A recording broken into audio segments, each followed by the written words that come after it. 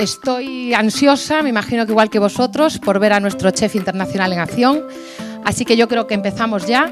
Simplemente desearles que salgan de aquí con más fuerza e ilusión después de haber compartido esta experiencia. Lo vamos a disfrutar mucho, tanto los que vamos a cocinar como los que estáis ahí sentados. Entonces, por un lado,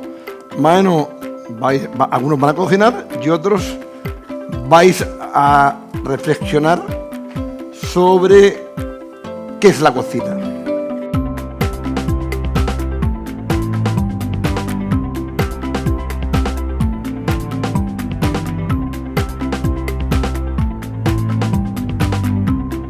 Pues he cocinado una receta de esas hojas,